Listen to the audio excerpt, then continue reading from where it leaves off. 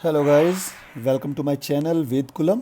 और twelfth class mathematics में सबसे पहला जो हमारे पास यूनिट है रिलेशन एंड फंक्शन, और उसका जो सबसे पहला टॉपिक है हमारे पास रिलेशन फंक्शन। सेकंड टॉपिक हमारे पास इनवर्स ट्रिग्नोमेट्रिक फंक्शन आएगा।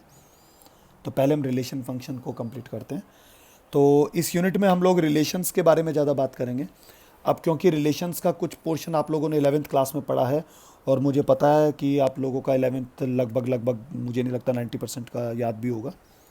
सो यहाँ पर मैं जो 11th में थोड़ा बहुत पढ़ा है उसको एक बार यहाँ पे रिवाइज़ करेंगे, क्योंकि वो टर्मिनोलॉजी हमें यूज़ करनी है यहाँ पे आगे आने पे। और मैक्सिमम बच्चे, आपको पता ही है कि रिलेशन एंड फंक्शंस को जैसे जैसे मैं आपको पढ़ाऊँगा आपका इंटरेस्ट धीरे धीरे इसमें कम होने लगेगा, होपफुली, क्योंकि थ्योरेटिकल टॉपिक है, ज़्यादा कुछ करने के लिए है नहीं, दिमाग पे ज़्यादा जोर डालना है, और वो जोर डालना कोई चाहता नहीं है। ठीक है, चलिए। तो यहाँ पर जो हम लोग हैं 11th वाले पोर्शन को साथ लेके चलेंगे। और जैसे कि हमने 11th में पढ़ लिया था, कार्टेशियन प्रोडक्ट क्या होता है, रिलेशंस क्या होते हैं, डोमेन क्या होता है, रेंज क्या होता है। तो अगर आप लोगों को नहीं पता है तो that's not a big issue, तो हम लोग यहाँ पर उसको दोबारा डिस्कस करेंगे। तो चलिए, without wasting any time, let's start our topic. सबसे पहले मैं आपको बताता हूँ कि what is Cartesian product of sets. Sets तो आपको पता ही होता है। सेट्स हमारे पास क्या होता है, कुछ एलिमेंट्स का हमारे पास एक पर्टिकुलर प्रॉपर्टी का, मैं बोल सकता हूँ, उनका एक ग्रुप जो हो गया, that is called the set. तो इसको मैं कैसे आपको बताता हूँ, एक एग्जांपल लेके चलते हैं, उसके बाद हम इसको समझते हैं कि सबसे पहले हम बात किसकी कर रहे हैं, कार्टेशियन प्रोडक्ट ऑफ सेट्स।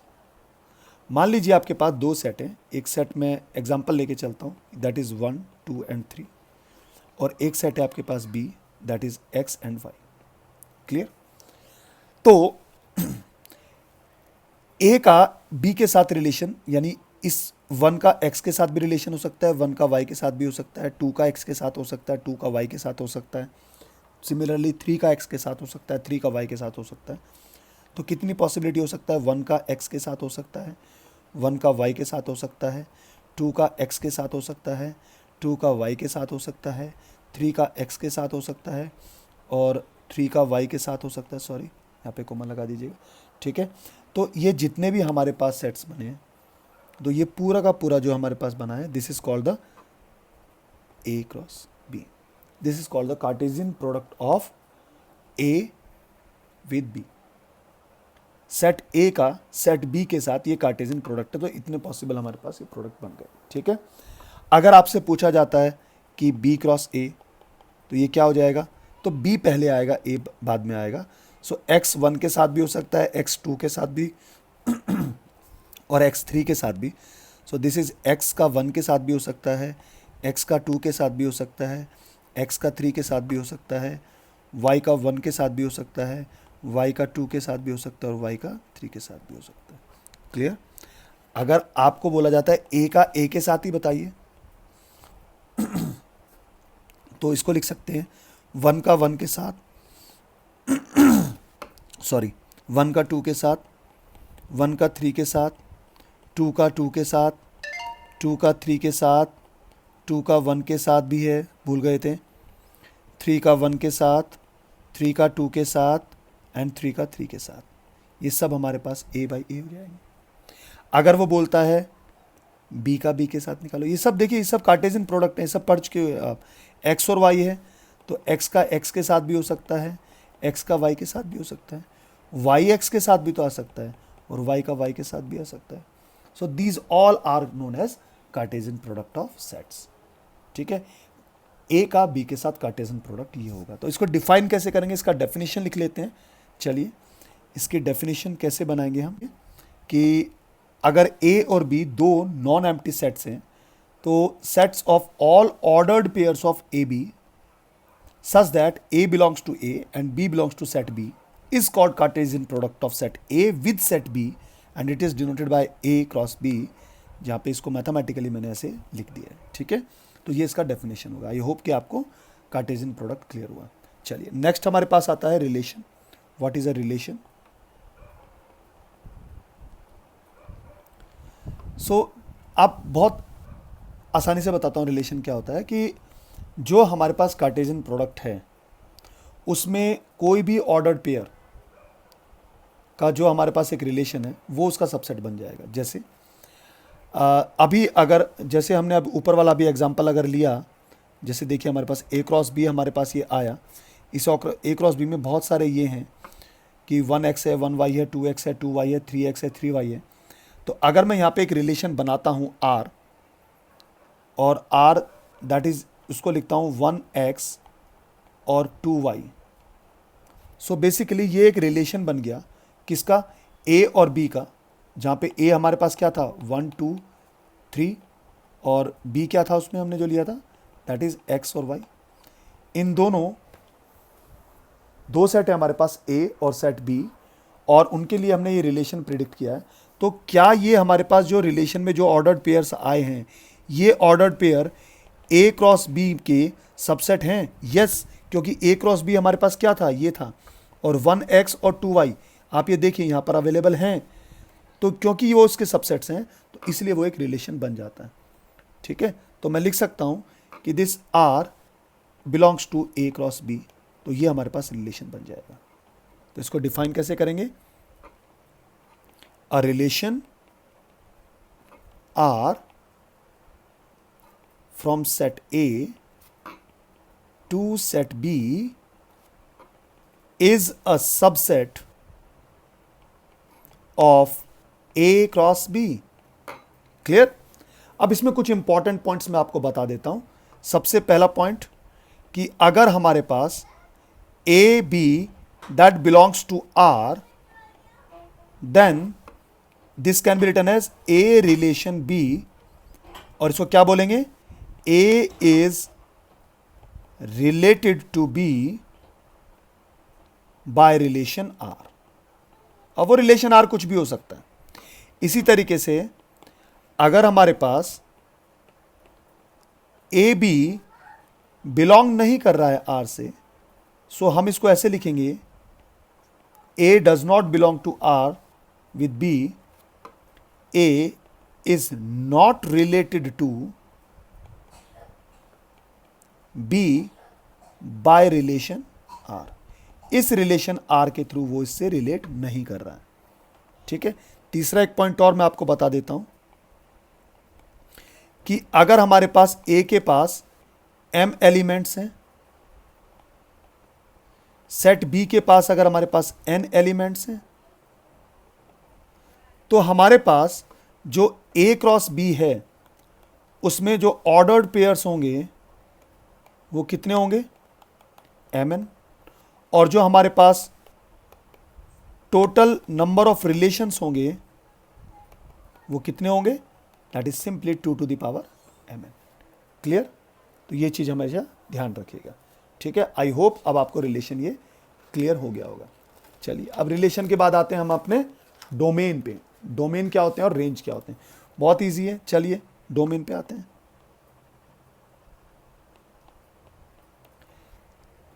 अब मैं आपको एक एग्जांपल से समझा देता हूँ। मान लीजिए एक सेट है A 1 2 1 3 5 7, एक सेट है B that is 2 4 6 8 and 10। Clear? और हमारे पास एक रिलेशन दे दिया, रिलेशन है हमारे पास 1 8 3 6 5 2 एंड 1 4। तो देखिए इसमें इस रिलेशन में जो फर्स्ट एलिमेंट है 1 3 5 1, दीज आर कॉल्ड डोमेन। ठीक है, तो जो डोमेन होगा इस रिलेशन का वो क्या हो जाएगा 1 3 5। ऐसा इसलिए बोला क्योंकि ये जो रिलेशन है ये रिलेशन किसका है, ए क्रॉस बी का है। ठीक है, तो उसमें जो डोमेन होंगे वो क्या हो गए, फर्स्ट हमारे पास कंपोनेंट्स होते हैं या कोऑर्डिनेट्स होते हैं। ठीक है, वो हो जाएगा डोमेन। और जो सेकंड वाला होगा दैट इज कॉल्ड रेंज, यानी 8 6 2 and 4, these are called range. अगर हमारे पास इसी रिलेशन को मैं पलट देता हूं, ठीक है, तो अगर मैं इसको रिलेशन को पलट देता हूं जिसको हम इनवर्स ऑफ रिलेशन बोलते हैं, अभी बताऊंगा क्या होता है। 8 1 6 3 2,5, 4,1 ये कर देता हूँ। तो अब बताओ इसमें डोमेन क्या हो जाएगा। इसके लिए जो डोमेन होगा वो हो जाएगा हमारे पास 8, 6, 2, 4, और जो रेंज होगा वो रेंज क्या होगा हमारे पास 1, 3 एंड 5। तो इन दोनों एग्जाम्पल को देख के बताइए कि जब हमारे पास रिलेशन इनवर्स होता है तो डोमेन रेंज और रेंज डोमेन में और कन्वर्ट हो जाती हैं। अभी जब इन्वर्स कराऊंगा तो वहाँ पे सब चीज़ें आप समझ जाओगे आराम से। सो आई होप कि डोमेन और रेंज आपको क्लियर हुई होगी। एक और एग्जांपल से आपको एक्सप्लेन कर लेता हूँ। जैसे मान लीजिए ये हमारे पास एक सेट है ए, और ये है ए बी सी डी, ये सेट है हमारे पास बी, इसमें है 1, 2, 3 एंड 4, और ए रिलेट हो गया 3 से, बी रिलेट हो गया 1 से, सी रिलेट हो गया 2 से। सो अब मुझे एक बात बताइए, क्या मैं लिख सकता हूँ जो डोमेन है इसका वो क्या है हमारे पास, A B C D, this is domain, और रेंज क्या है हमारे पास 1, 2, 3, 4, this is range. Clear? No, 4 is not in range. ठीक है, सो ये इसमें रेंज में नहीं आएगा। क्लियर हुआ? तो ये डोमेन होता है और ये हमारे पास रेंज होता है। आई होप आपको क्लियर हो गया ये सब चीज़ें। ठीक है, अभी को डोमेन भी पढ़ेंगे हम लोग आगे। ये सब चीज़ें आप लोगों ने 11th क्लास में पढ़ी हुई है, डोमेन और रेंज। डेफिनेशन कर लेते हैं किसकी, डोमेन की, कि अगर हमारे पास if A B belongs to R, या इसको आप लिख सकते हो ए आर बी, ऐसे भी अभी पढ़ाया मैंने, देन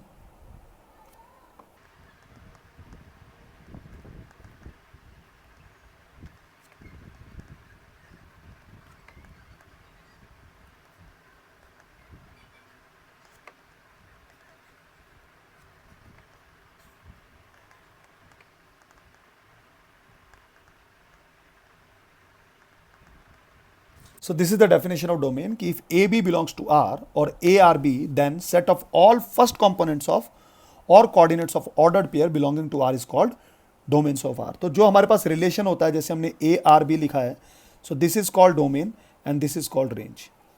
अगर हमने लिखा BRA, so this is called domain, this is called range। तो फर्स्ट वाला डोमेन होता है, सेकंड वाला रेंज होता है। तो अब इसी डेफिनेशन में जहां पर हमारे पास फर्स्ट है वहां पे आप सेकंड कर दीजिए, दैट इज कॉल्ड रेंज। तो अगर रेंज को लिखेंगे तो कैसे बन जाएगा कि अगर हमारे पास ए आर बी में बोल देते हैं तो जो सेट हो जाएगा किसका, सेकंड कंपोनेंट्स का, वो हमारे पास क्या हो जाएगा, रेंज कहलाएगा। तो आप इसको ऐसे लिख सकते हो, so therefore range is equals to,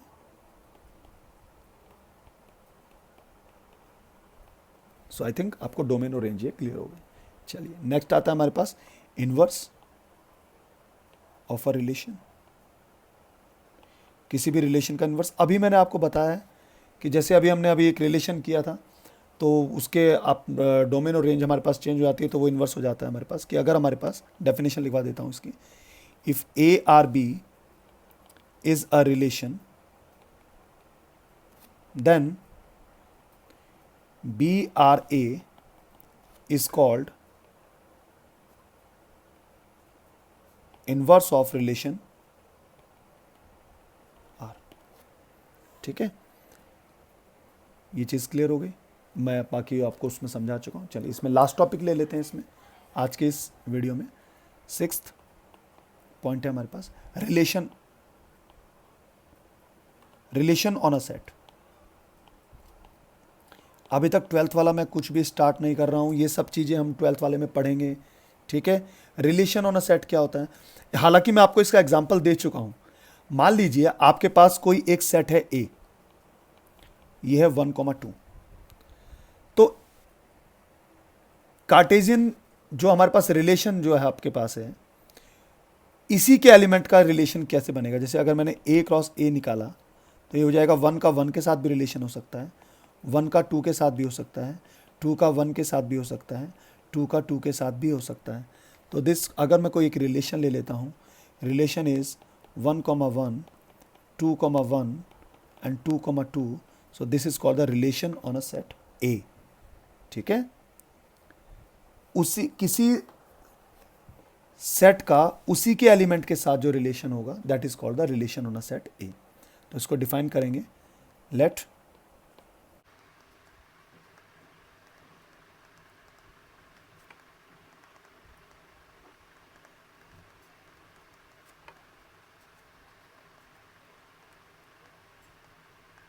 ये चीज़ यहाँ पे सबसे इंपॉर्टेंट कि हमारे पास नॉन एम्प्टी सेट होना चाहिए। Then the relation from A to itself is called relation on a set A. यानी बेसिकली वो बेसिकली क्या हो जाएगा, वो रिलेशन ये सबसेट हो जाएगा हमारे पास ए, इसका सबसेट होना चाहिए। ठीक है। सो आज की वीडियो में इतना ही करते हैं। नेक्स्ट वीडियो में मैं आपको डिफरेंट टाइप्स ऑफ रिलेशंस कराऊंगा, जिसमें एम्प्टी रिलेशन क्या होता है, यूनिवर्सल रिलेशन क्या होता है हमारे पास। ठीक है। और उसके बाद एक और आता है हमारे पास आइडेंटिटी रिलेशन क्या होता है, और रिफ्लेक्सिव रिलेशन, सिमेट्री। ये बहुत कंफ्यूजिंग है। आइडेंटिटी के साथ ही रिफ्लेक्स थोड़ा सा चेंज कर दिया तो रिफ्लेक्सिव, थोड़ा सा चेंज कर दिया तो सिमेट्रिक। तो बड़े ध्यान से समझना है इन चीज़ों को। मैं बहुत सारे एग्जांपल्स के थ्रू इनको समझाऊंगा। शेयर करते रहिए इसको। Thanks for watching.